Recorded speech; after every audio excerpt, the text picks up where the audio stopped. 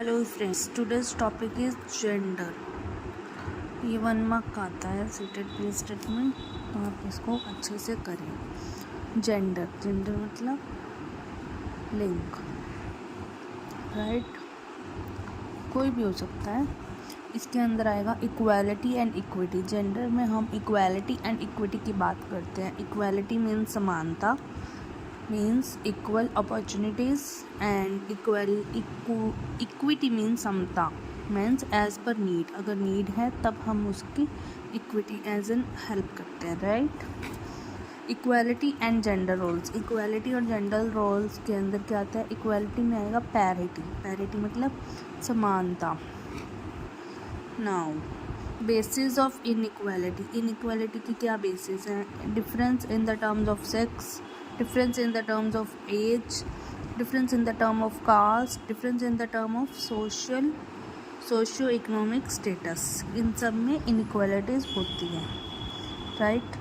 gender roles becoming man and women। gender roles होते हैं man और women किस तरीके से behave करते हैं, इनका ये deprived group होता है, right।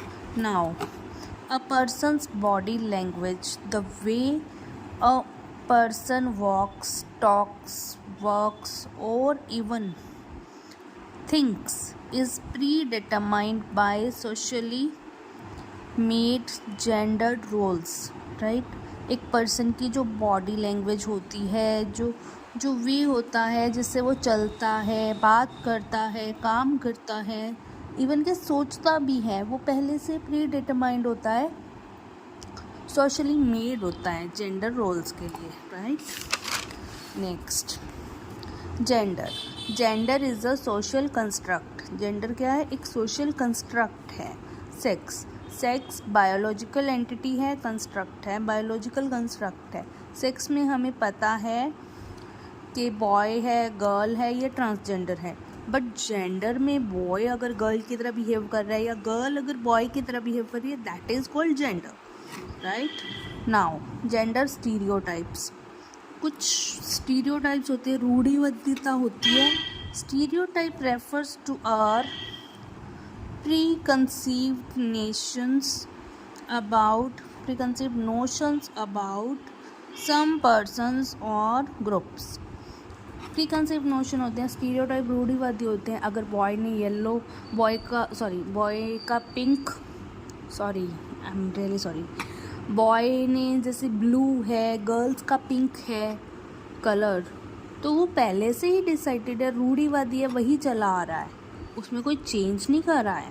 That is called stereotypes. जैसे बॉयज़ घर का काम नहीं करेंगे, गर्ल्स बाहर नहीं जाएंगी, that is called, right. Gender stereotype in family, marriage, curriculum, education, media.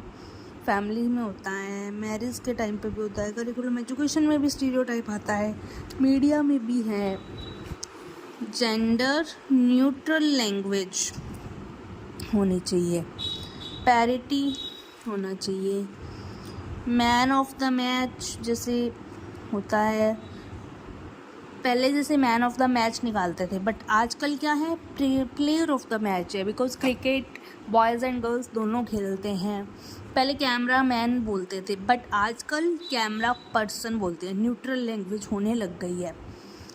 पहले बैटर होता था, पहले बैट्समैन होता था, आजकल क्या बोलते हैं? बैटर, क्योंकि बैट्समैन भी होती है, बैट्स वीमेन भी होती है।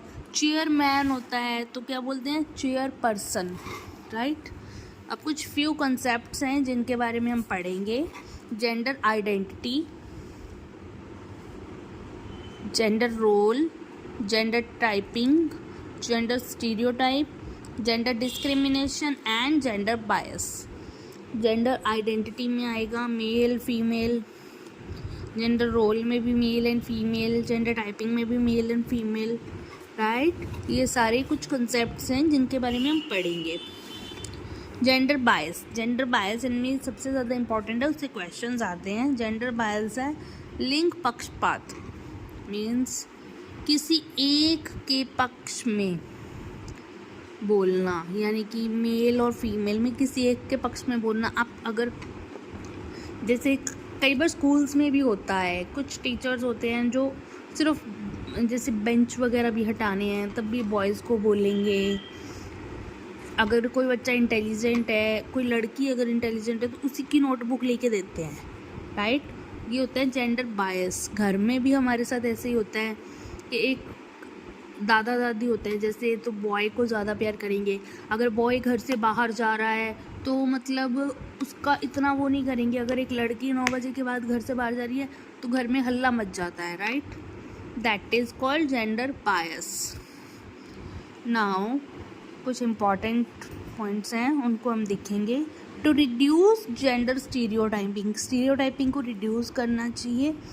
डिस्कशंस एंड डिबेट्स होनी चाहिए। नॉन टिपिकल रूल्स प्रेजेंट होने चाहिए। चैलेंजिंग स्टीरियोटाइप रूल्स एग्जांपल्स देनी चाहिए। मतलब स्टीरियोटाइप्स को जो चैलेंज करे वैसी एग्जांपल्स हमें सेट करनी चाहिए, right. Now next is hidden curriculum होना चाहिए। पॉइंट टॉपिक है hidden curriculum. Hidden curriculum topic भी इम्पॉर्टेंट है, इसको हम पढ़ लेते हैं। Hidden curriculum refers to the unwritten, unofficial and often unintended lessons, values and perspectives that students learn in school. Hidden curriculum में है कि बच्चे अनरिटन, अनऑफिशियल और अनइंटेंडेड लेसन्स लर्न करते हैं, वैल्यूज सीखते हैं स्कूल से, राइट। इनडायरेक्ट वे में होता है ये, राइट। नाउ कुछ एजुकेशनल इम्प्लीकेशंस हैं जो होनी चाहिए। First one is awareness about our own stereotypes. हमें हमारे ओन स्टीरियोटाइप्स के बारे में हम अवेयर होना चाहिए, उन पर हमें फोकस नहीं करना चाहिए। अब देखो कुछ बुक्स में भी पहले ये होता था कि मतलब बॉय की आती थी तो काम मतलब बाहर के काम करने की आती थी। गर्ल्स की जो पिक्चर्स होती थी हमारे बुक्स में वो हमेशा काम करते हुए गर्ल्स को दिखाया जाता था, रोते हुए गर्ल्स को दिखाया जाता था।